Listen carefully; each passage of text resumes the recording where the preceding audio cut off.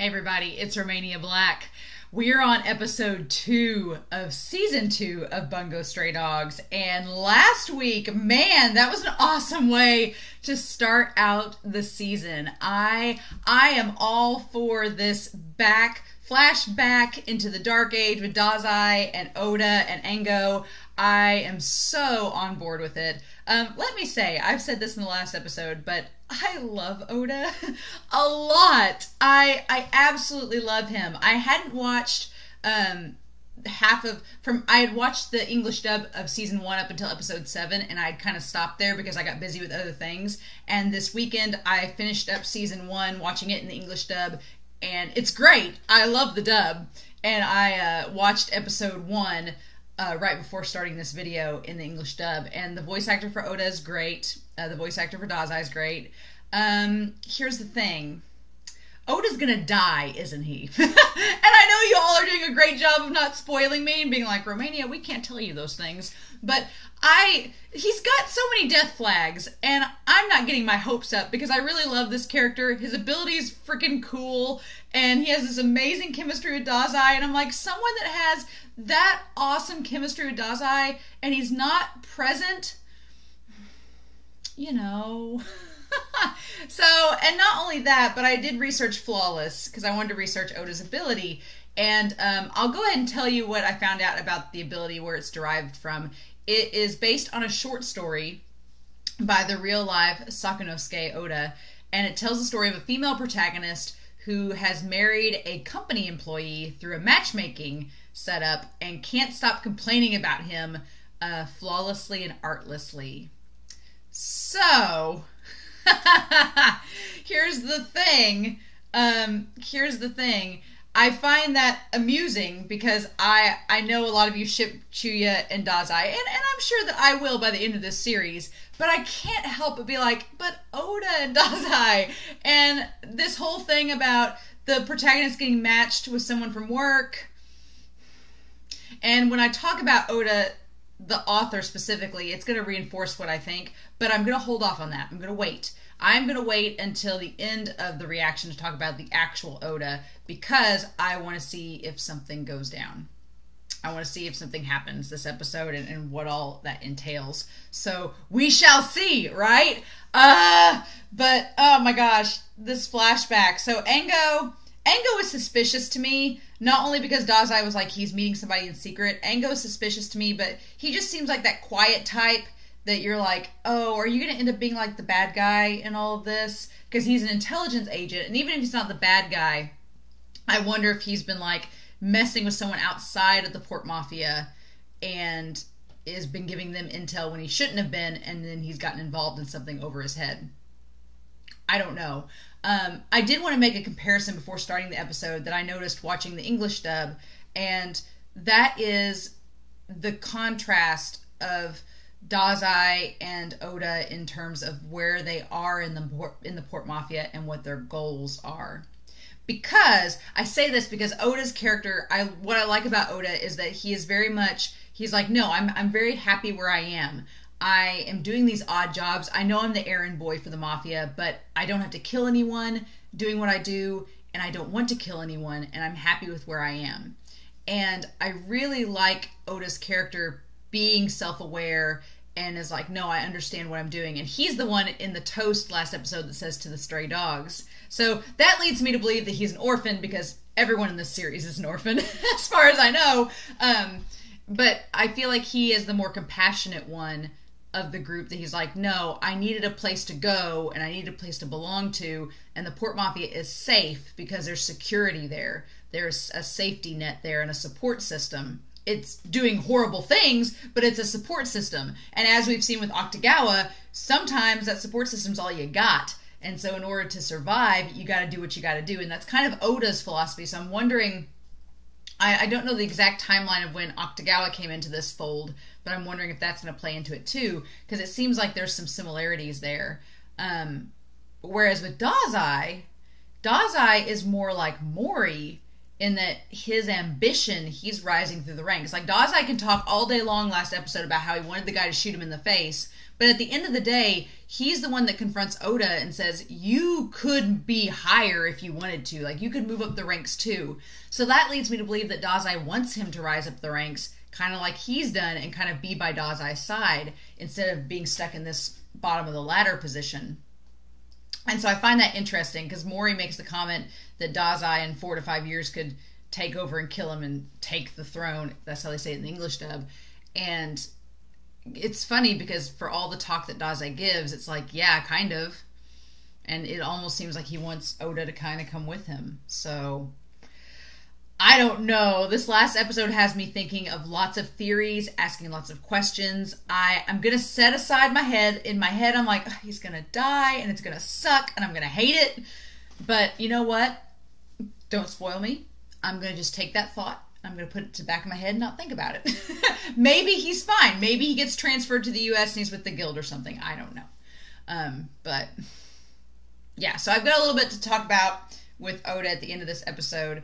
But I'll wait till then. So in the meantime, let's go ahead and start, shall we? We are going to start episode 2 of season 2, Nowhere to Return.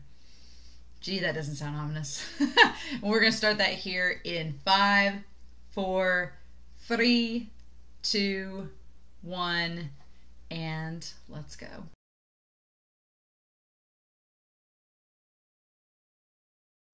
Oh my gosh, you guys. This episode, this whole second season has been awesome so far. Oh my gosh. So we got quite a bit this episode, and the mystery deepens. The mystery deepens. There's a lot of exposition things thrown out this episode that I want to go back through, but oh my gosh, I don't believe that Oda is dying from that poison at the end of this episode. No. That was very clever that it made use of his abilities, and obviously it's like, at this point, Ango is like a triple agent, or he's Geed. Because we didn't get to see, I haven't researched Ango's power yet, because I wanted to see it actually in action, and so maybe, I don't want to research it yet. I want to wait another episode and see if we get him actually using his power. Either Ango is the leader of the organization, or if Ango's not the leader, then Ango is in fact working with Mimic against his will. But he says that the boss knows everything going on. So I don't know. There's a lot of mysterious things at work here in this episode, but Oda, freaking saint. I love that he's the narrator of these flashback episodes. I love that we've been following him around.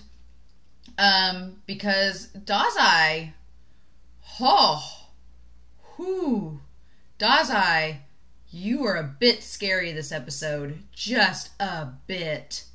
And I had been wondering if I wondered where Akutagawa fit into the timeline of this episode.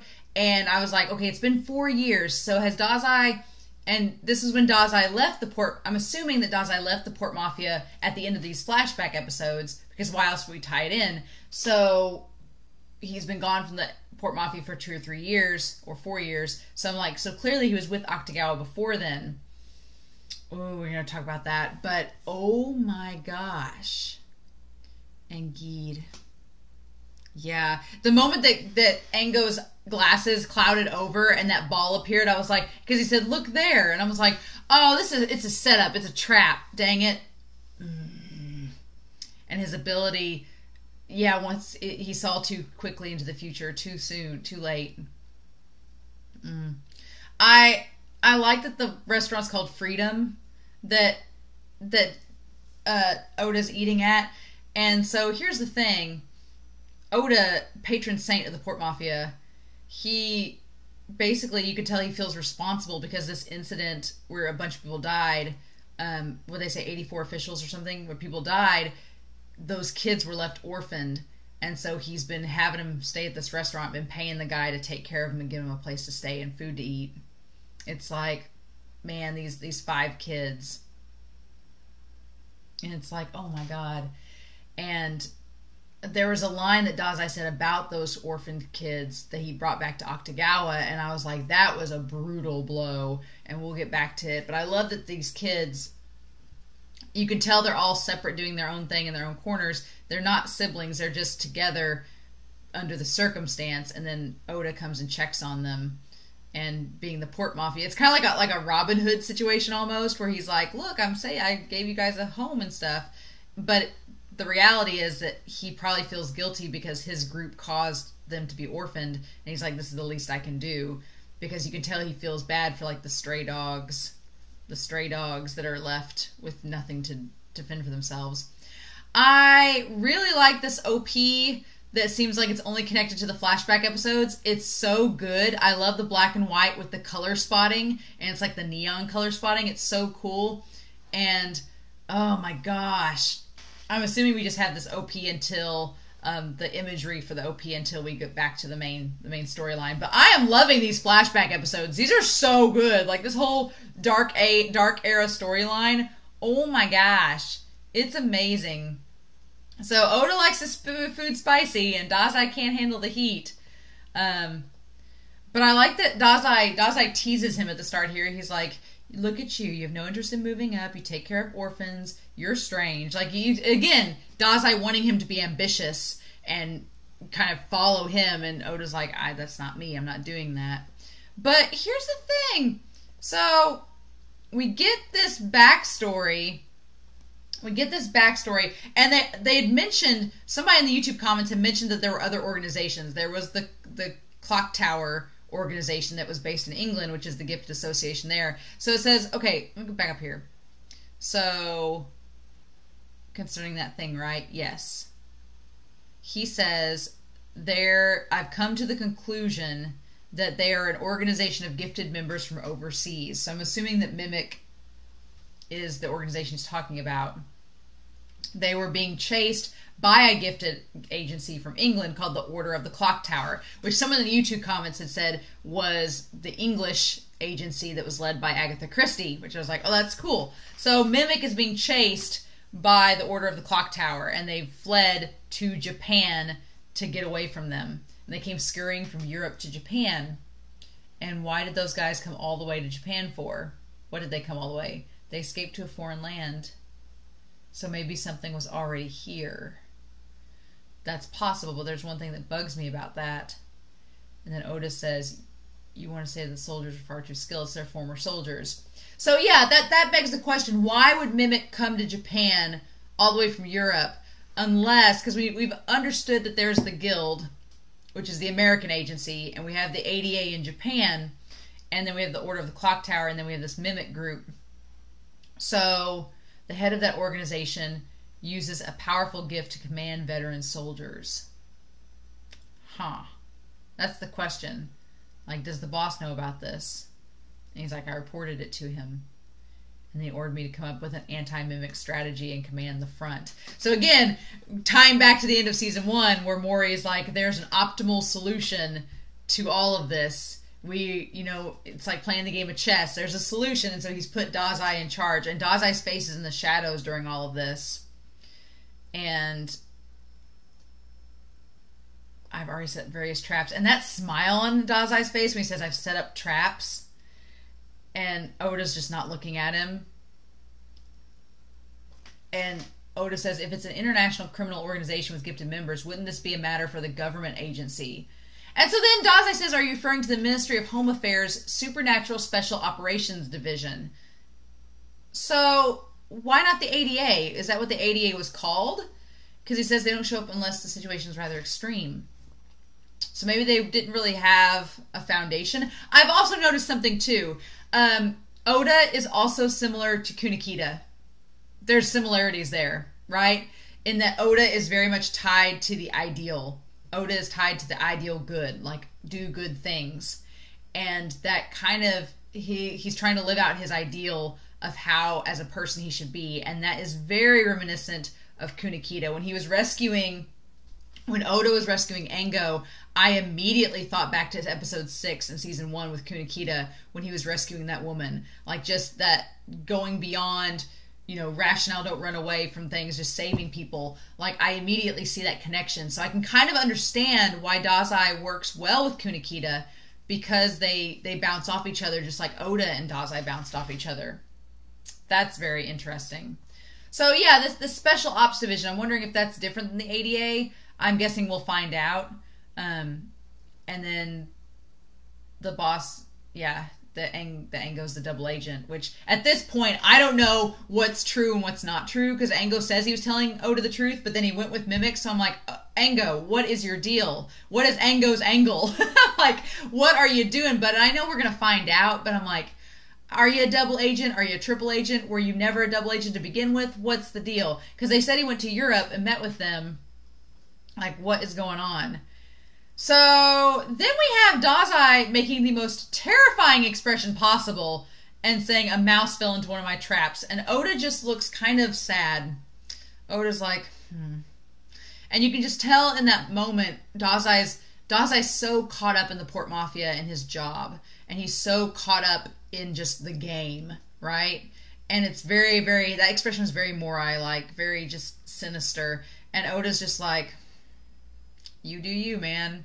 But you could tell in that moment, like, Oda's not going to rise up the ranks like Dazai wants him to, because he's like, I don't want to be like you, sort of scenario. Nowhere to return. Oh my gosh. So we go to these guys getting gassed, and then we cut back to Oda looking through the files and showing that's where they first met Ango all those years ago, right after the incident where the kids were orphans. So there's a callback and a tie back to that, and it all, adds together. And then there's the thing of him making the records. So I'm wondering if Ango was working for Mimic at the time, then maybe him making all the historical records wasn't just to satisfy Mori and saying, look at all this intelligence I'm gathering, but it was also kind of double dipping and getting information from Mimic as well. That would make sense, like, why he was doing it. Like, he's saying, like, he ties it to this moral high ground and saying, oh no, these were living, breathing people, and I want to give a record of their existence. And the boss says that it's helpful because it'll give us information, so that's why I'm doing it. That all may very well be the case, but I also think that if he was working at with Mimic at this time, then he was double dipping and getting them information as well. So that's curious. But yeah, it's like Dazai, he does this jokey thing, and oh my god, when he does like the jokey thing about hugging, and then Oda comes in and he does the same thing, and they drag him to the bar. Like, I love that. Like, that's great. Like, that Dazai where he's just like sinister and trolling, it's kind of like the Gojo thing from Jujutsu Kaisen, doing the Gojo like handsy thing. Like, that's all fun and games. But then we cut to the warehouse where the guys were all dead, and Dazai's not happy. Nope. So he's like, how did this happen? And they are like, well, one guy woke up too soon, and basically Akutagawa took him out. And yeah, and then we get Akutagawa, and oh my gosh, just the contrast here of there's so many things contrasting. One, how Akutagawa takes care of the situation versus Atsushi. So for comparing Dazai working with Atsushi versus Akutagawa, see, because he says you protected our comrades, Akutagawa-kun. Because here's the thing, I think if it had been Atsushi in that situation, he would have protected the comrades, but he wouldn't have killed the guy, right? Because Dazai wanted them alive. And Akutagawa, his whole rationale is, well, I protected everybody and I killed them, so the job's done. We did what we were supposed to do, right? And he's not, Akutagawa is so single-minded in the violence aspect of, well, we just kill people, that's what the mafia does, that's what pisses Dazai off. He's like, no, there's so much more complexity to this, and it's part of the game. Like, I had these guys trapped in my mouse trap, and you killed the mouse. I was going to torture it and get all the information, and now I can't do that. And, oh my gosh, if it weren't for your powers, they would have been able to defeat such a powerful enemy on their own in a single blow. Nothing less for my subordinate. Oh, and that's the whole thing. It's like, my subordinate, like, you're supposed to be learning from me. Like, what am I teaching you? Now our clues are gone. and he lists like everything. And this is another thing that is very similar to Mori too. He lists everything, like when Mori met with Higuchi, who is Akutagawa's subordinate. When Mori met with Higuchi back in episode 11, he was like, it's fine. You just tanked a ship and ended up not succeeding and losing our bounty and everything went to shit. It's fine. You know, effort's what's important. Results are second. You know, this is that same conversation. Dazai's like, man, if we had had them alive, we could have found their headquarters, their motives, figured all of this out, and had all the information at our fingertips. But you know what? Effort's what's important, right? Results are second. It's the same conversation, except it's Akutagawa on the receiving end of Dazai instead of Higuchi on the receiving end of Mori. And oh my gosh, when he just flat out just punches him and he's like, give me a gun. He's like, someone I know happens to be taking care of some orphans. And I'm glad he doesn't say Oda's name specifically. Oh, if Oda Saku happened to pick you up from the slums, I'm sure that he wouldn't have abandoned you. Oh, that's what righteousness is. So he's basically saying, Oda's righteous. He would have picked you up from the slums no matter what, no matter how awful you are. He's like, but I'm a man hated by righteousness. So is that like he's saying that Oda hates him? Is he inferring that Oda's someone that will hate him? Because he kind of hints around at that in this. And I'm like, I don't think Oda will hate you, Dazai. I think he's pretty much your friend. But Dazai's not convinced of that. And here's the kicker in all of this. Men like me, he says, do this to their useless subordinates. And oh my god, like he point blank shot Akutagawa in the face. Point blank. And here's the thing, because in the moment I'm like, oh, well, for a second I was like, oh god, he just shot Akutagawa, but I was like, wait, Akutagawa has a barrier, he has a power, he's fine, it's just for show. Here's the thing, Dazai wasn't anticipating that happening. He says, how many times have I told you, cutting open unfortunate hostages isn't the only thing you're good for. You should be able to use your powers for defense too. And then Akutagawa says, I've never been able to successfully do that before. So basically, Dazai was going to kill Akutagawa in that moment for being stupid. Oh, buddy. Oh, buddy. Dark era indeed. Dark age indeed. So Akutagawa just, as a last-ditch survival instinct, he's like, I've never done that before. And Dazai's like, but you just did it. Isn't that great? And Akutagawa, and he says, the next time you mess up, I'll punch you twice and shoot you 5 times. And that look, Dazai's face, like that is the most sinister, terrifying look imaginable of him in this show so far. I'm just floored that just how scary Dazai is in this moment. And how cruel he is to Akutagawa. Which, granted, Akutagawa didn't do things the right way, but also, I can't imagine him acting like this to Atsushi. Like, I can't, like, the current Dazai, I can't imagine. Like, he is absolutely terrifying. Like, I can see why when Mori said last episode, he's like, oh, in 4 or 5 years he'll try to kill me. I was like, I don't know. I think, really, in the current Dazai, yeah. Yep. And he's like, got it. Damn. And then he's like, let's just check their corpses and see if something turns up. And here's the thing. He says we need to check everything. We're going to find any trace of their hideout that we can. The soles of their shoes, their pocket lint, anything stuck to their clothes, all of those are clues. For crying out loud. Apparently all of my subordinates must think beating our enemy to death is the only thing the Mafia does. That's the thing where he's like, for crying out loud, like, you guys are worthless. At this rate, Oda Saku might figure this all out on his own. That's the line that gets me, is that at this rate, Oda Saku might figure all this out on his own. So Dazai knows something's up. Dazai knows something bad is up. And he wants to find out what's going on. He wants to be a step ahead of Oda Saku. My question is why? Why does he want to be a step ahead unless he knows something bad's going to happen and he's trying to protect Oda from being harmed? Which the problem is, I know that man as well. Though he's part of the mafia, he lacks the guts to kill a person. I can't see him associating with you at all, Dazai, which is the funny thing. Again, I'm a man hated by righteousness, and Oda is the embodiment of righteousness, so the guy's like, oh, you guys hanging out together? And Dazai's like, guts have nothing to be able to do with being able to associate. And the other's a warning. So basically he's saying, don't underestimate Oda, or he'll kill you all. And it's like, And Akutagawa's like, what? No! And it's like, don't you learn?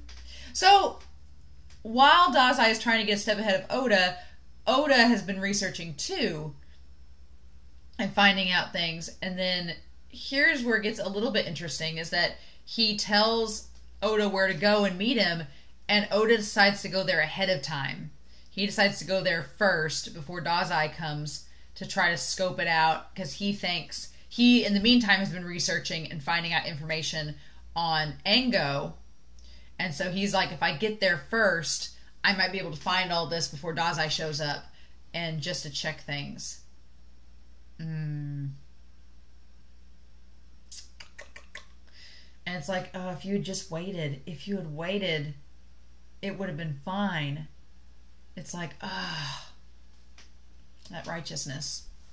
And then, yeah, it's so ominous that he's sitting there right there in the center of everything like a damn trap. And of course, and then they escape. And this whole episode, everybody's been asking, this whole episode, Oda has been asking both Ango and Dazai, what does the boss know?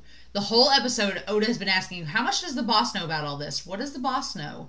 What have you told the boss? And it was interesting in the episode, and now that I'm thinking about it, Mori's comment about Dazai taking over, and Oda's been seeing Dazai kind of like getting involved in the games and the traps and everything. I'm wondering if Oda suspects that Ango and Dazai are not telling the boss everything, and that all this is happening behind the scenes. I'm wondering if he suspects that, and he's worried about that, and so that's why he keeps asking. But there has to be another reason, I think, that he's asking these questions. There has to be another reason. And then Dazai and Ango both say the boss is the only one that knows these things. So right now there's just 4 people knowing all this web of information, and that seems suspicious. Oh, he knew that I would look for you, even if you knew the truth. The head of Mimic is an extremely dangerous man who's trying to crush the Port Mafia and Geed. So obviously this guy is working for Geed, and he has a powerful gift. Especially you. I wonder why he says especially you. You shouldn't fight him. Unless he can take advantage of his ability. What the hell is Mimic anyway? And they're remnants of war. Yeah, and then he just says they're still haunted by the war. And he says, what's that? But it's a ball that bounces out of the shadows. And it's like, no. No, why would you grab that? Don't grab that. No. Stop it. Don't grab the ball. Dang it. Use your power beforehand. But somebody knew. And then Ango says, it's not a lie. Thank you for saving me. So I don't know if he's Geed. I don't know. Maybe he's just still working for them. But I'm convinced Dazai is going to come. Dazai and their subordinate, or whoever the subordinate is going to come rescue Oda. But I don't know who or how yet. And the next episode is called A Room Where We Can See the Seaside. And I like all 3 of them talking about using their powers to seduce women, and Dazai's like, that wouldn't work. We'd just fuzz up. Which, yeah, Oda and Dazai's powers would not be good for seducing women. They'd think we're creepy. He's like, I fuzzed up. And at that moment he realized he fuzzed up. It's like, Oda. So, here's my thing. Here's my thing in all of this, y'all. Here's the thing. I researched Oda, and I want to tell you what I found out about him. It's funny stuff, fun things. So, Oda Sakunosuke was born in 1913 and lived until 1947. He is often grouped together with Osamu Dazai and Engo Sakaguchi as the Baraya. So it's like literally meaning a ruffian or hoodlum faction. This label is not a matter of stylistic school, but one bestowed onto them by conservative critics, disparaging the author's attitudes and subject matter. So these three guys, this trio, in real life were like a trio of badass authors who hung out together and had the critics didn't like their writing. So Oda's writing spans pre-war and post-war Japan, and he basically writes about stubborn individuality, and his characters often have frank humanness, so it sounds kind of like Oda in the story. He wrote about occupation during World War II. He writes about people's lives during the war and after it. He says that he talks about how there were food shortages so severe that government rations weren't enough to sustain life, and people turned to the black market to procure food they needed for their own survival. And several of his works during his lifetime were banned, which kind of checks out because Oda in this is in the Port Mafia, and they do dealings with like the black market, so it kind of relates back to Oda's actual writings and the things that he talked about. But here's the thing. In 1947, after suffering from a lung hemorrhage, Oda died in a Tokyo hospital. After the funeral, his friend and fellow writer Osamu Dazai published an emotional eulogy blaming the critics for Oda's sudden death. More likely it was from a recurrent bout of tuberculosis. Oda's buried in Osaka. So, as soon as I read that, I was like, well, Oda's gonna die. and then I was like, so, we've established this incredible chemistry between Oda and Dazai. Despite all odds, despite how different they are, we've established this chemistry between them. And it's been established that in real life, that Dazai blamed the critics for his death. So my thoughts were, and don't spoil me, I'm just theorizing out loud, but I'm wondering if Dazai's going to blame the Port Mafia, if Oda's going to die, and Dazai's going to blame the Port Mafia for it, and that's what's going to turn him away from the Port Mafia and towards the agency. Even if it wasn't the Port Mafia's fault that he died. I don't know. I don't believe that he got poisoned. I believe he got poisoned by the ball, but I don't believe the ball is the reason that he's dead. I just don't. I think that something's going to happen between now and then, like he's going to get healed. Because poison, yeah, you can die from poison, but come on. I mean, I don't think Oda goes out like that. If he does, I'm curious to see what all goes down. But as soon as I read this, and it says that an autographed photograph of Oda hangs in the Osaka restaurant Jijuken. So I wonder if that's like reminiscent of the restaurant in this episode. The inscription says that Oda has died, but has left us some of the good flavor of curry rice in his writing, which connects to the curry rice in this episode. It's so good! It's so good! These first two episodes have been amazing. I've talked so long about these. I absolutely love them. These first two episodes have been amazing. And I'm so excited for the next episode. The mystery, the intrigue with this mimic organization, and now we have the clock tower organization, the Order of the Clock Tower introduced. Like, it's all setting up these other agencies. The special ops I'm still a little confused between the special ops and the ADA, but I'm sure it's going to get explained, so no problem. But guys, I'm so freaking excited. I hope y'all are too. So I hope you enjoyed this reaction. I probably will not research I probably won't research Engo yet. I'm going to hold off on that. But I am going to watch the English dub of this episode before coming back and watching episode 3. So yeah, these flashbacks, I am really excited for them. I'm excited about how they'll connect to the present timeline. That's going to be interesting too. But in any case, I hope you all have a wonderful week. Please stay safe. Take care. I'm curious to know your thoughts down below. Please no spoilers, as hard as that is. But in the meantime, I hope you have a wonderful week, and I'll be back next week with episode 3 of season 2 of Bungo Stray Dogs. Bye.